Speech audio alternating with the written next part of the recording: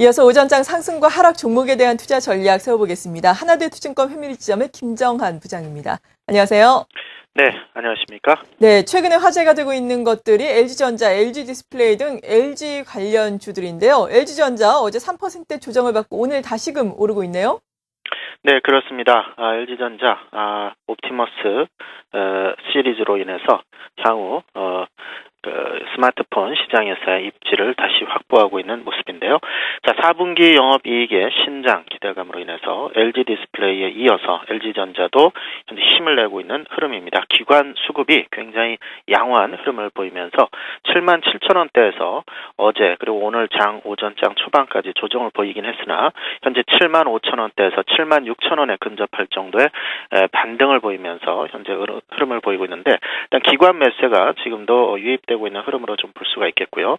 일단 75,000원대 지지력은 어느 정도 확인이 된 걸로 보입니다. 그래서 현재 흐름은 일단 다소 좀 부침은 있겠지만은 서서히 지난 78,000원대의 직전 고점 두 번에 걸친 돌파 시도가 다소 좀 실패했는데, 요번에 78,000원 돌파 이후에는 8만원 돌파를 향한 움직임이 시장의 어떤 호정과 더불어 담보가 된다면 향후 기대를 해볼 수 있기 때문에 75,000원대 전후로는 어느 정도 긍정적인 관점이 좀 필요해 보입니다.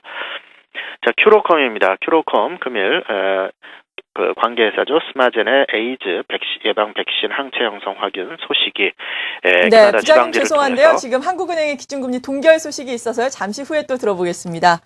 네, 금융통화위원회가 열렸는데 기준금리가 결국에는 시장의 예상대로 2.75%로 동결이 됐습니다. 한국은행에 나가 있는 취재기자 연결해서 자세한 내용 알아보겠습니다. 신선미 기자 전해주시죠.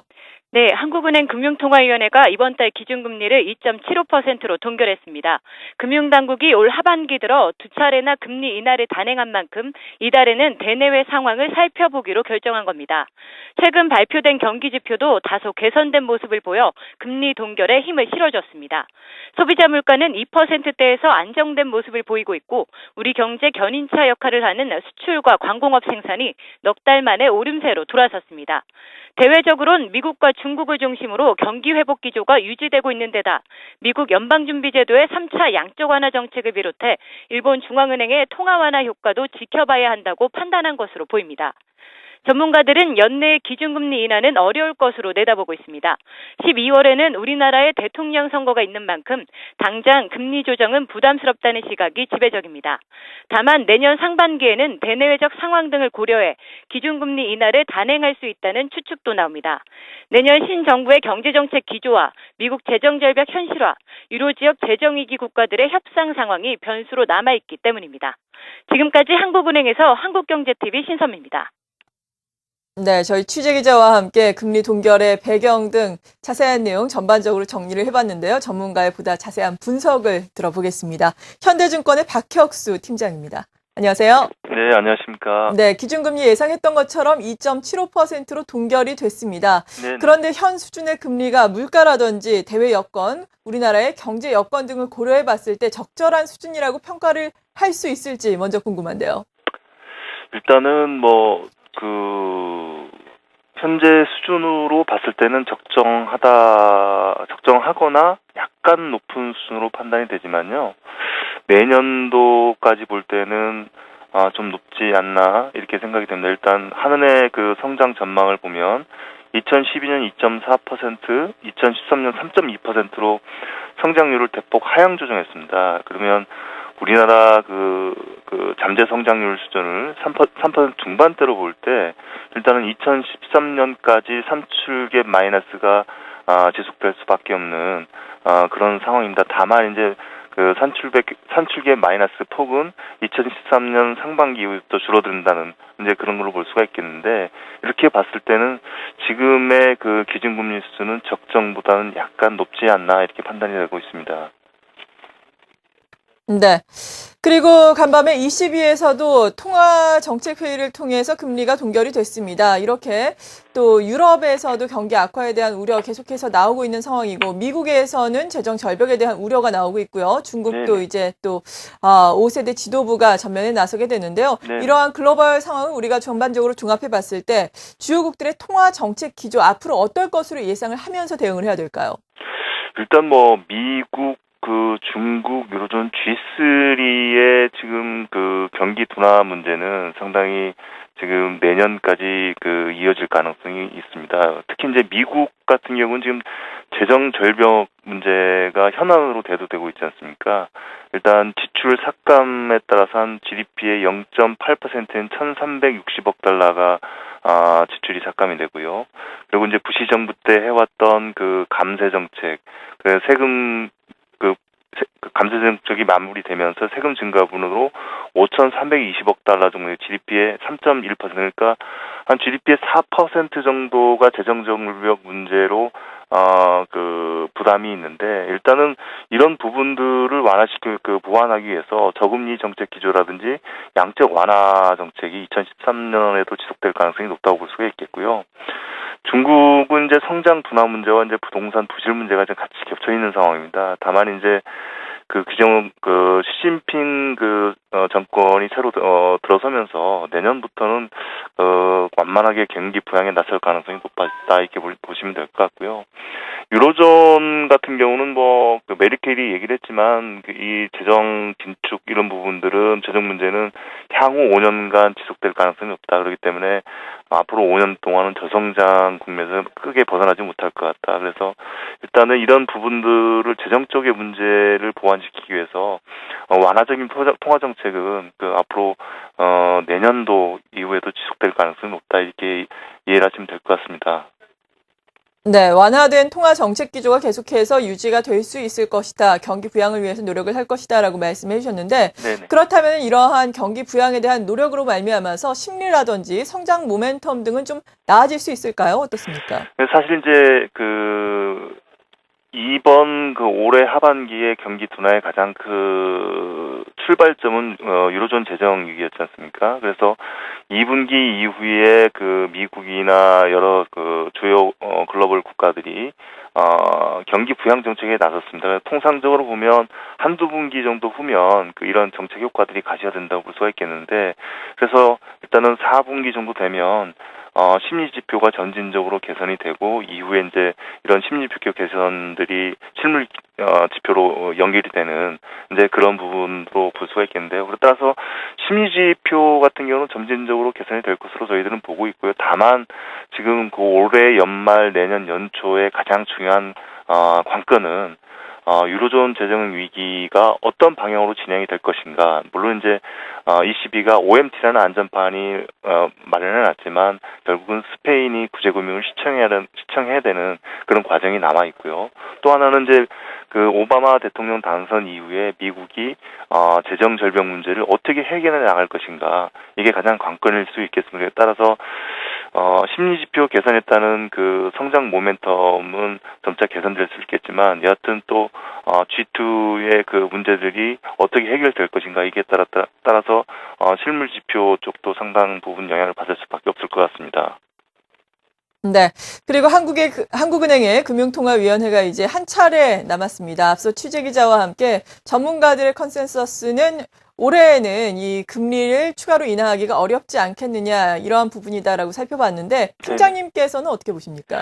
일단 저희들도 올해 연내에는 좀 동결 스탠스를 유지하고 내년도 상반기, 그러니까 1분기 말이나 2분기 초쯤에 한 차례 추가 더 인하 쪽으로 저희들은 생각을 하고 있습니다. 일단은 올해 동결 쪽을 바라보는 것은 앞서서 기자분께서 말씀하셨지만 12월 달에 이제 대선이란 정치적인 일정이 있기 때문에 아무래도 통화 정책 당국자들이 정치와는 별개 사정에 대해 계획하고 있지만 아무래도 금리 인하에 대한 부담이 있을 수밖에 없습니다. 이제 그런 정치적 일정이 있을 수가 있겠고요. 두 번째로는 이제 연속적인 인하에 따른 정책 여력의 축소보다는 좀 정책 여력을 확보하면서 또 금리 인하 효과를 좀 관찰하는 그런 과정들을 좀 지켜나갈 것 같고요.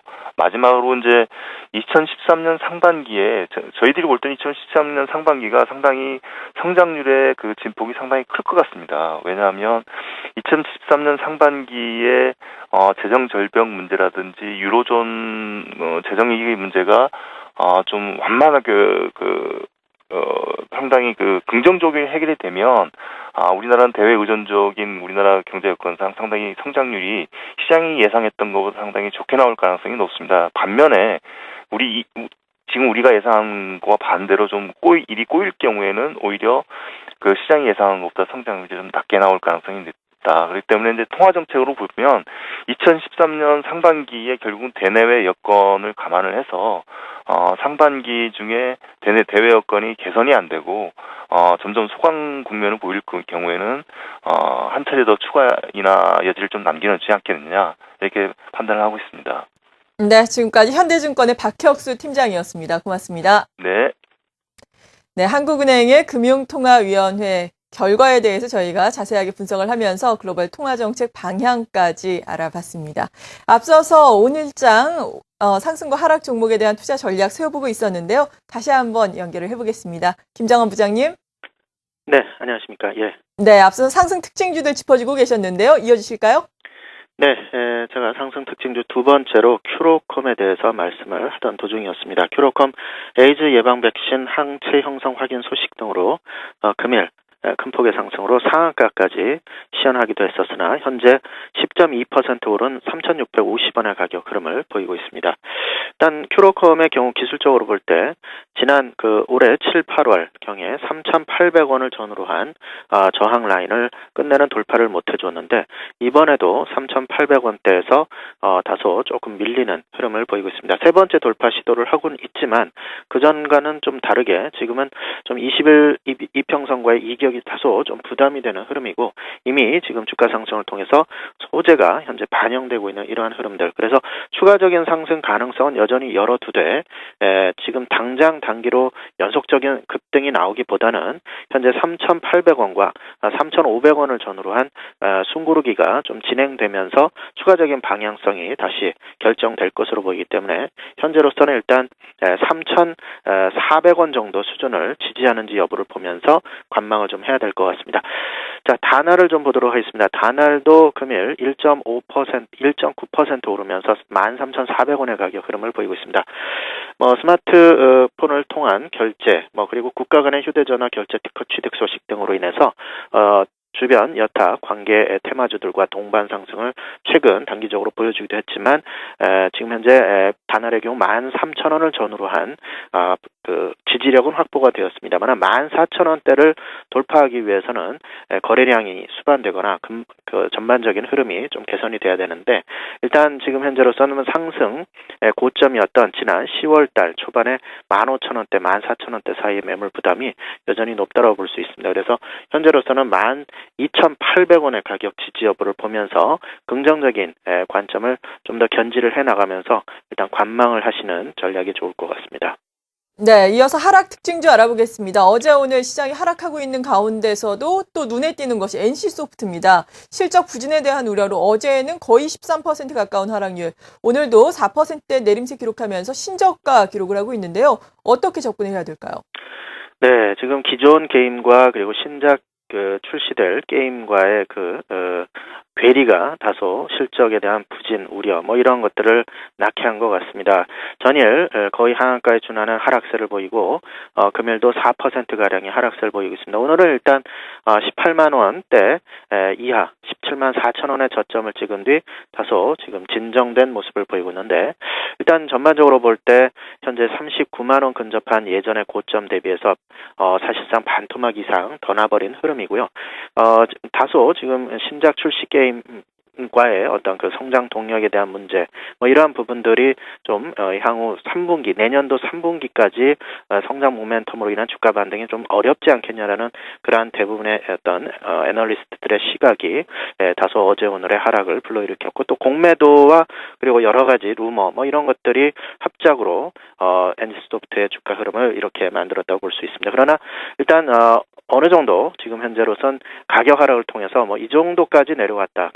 전반적인 악재적 요소들이 모두 다 반영이 된 흐름 속에서 현재 18만 원을 전후로 한 진정 국면을 현재 예상하고 싶고요. 18만 원을 전후로 해서는 저는 일단 기술적 반등이 나올 수 있는 구간이라고 판단이 됩니다. 그러나 극히 제한적인 기술적 반등으로 볼 수가 있습니다. 맥시멈으로 한 21만 원에서 20만 원 정도 사이 수준까지의 반등 정도로 일단 염두에 두고 현재 투매나 손절매 관점에서 보시기보다는 일단은 지금 현재 가격의 흐름은 진정되면서 오후장 들어서는 다소 낙폭을 좀 더 줄일 수 있는 여지도 있다고 볼 수 있기 때문에 일단 좀 더 침착하게 보유 전략을 좀 더 유지를 해나가시는 게 좋을 것 같습니다. 마지막으로 사람인 HR입니다. 지난 9월 일자리 정책 테마주로 급등을 한 이후 그 뒤로부터 이제 조정을 받기 시작해 2달간에 걸쳐서 3만 원에서 현재 2만 원 수준까지 내려온 상황입니다. 현재 2만 원에서의 지지력은 어느 정도 형성이 된 것으로 볼 수 있겠고요. 서서히 그 기술적 반등을 준비하는 그러한 지표 변화가 현재 이어지고 있는 상황이고 실제로 내년도 정책적인 수혜 기대감도 배제할 수 없는 흐름이고 가격 조정을 통한 메리트도 부각을 해볼 수 있는 상황입니다. 그래서 현재로서는 맥점을 21,600원으로 잡겠습니다. 21,600원의 가격을 강하게 돌파하는 흐름이 나온다면 단기적으로 23,000원 정도 수준까지는 단기 상승이 나올 수 있는 구간입니다. 물론 그 이상은 또 그때 가서 다시 추후에 논해봐야 될 상황으로 보입니다. 네, 하나은행 투증권 현미리 지점의 김정환 부장이었습니다. 감사합니다. 감사합니다.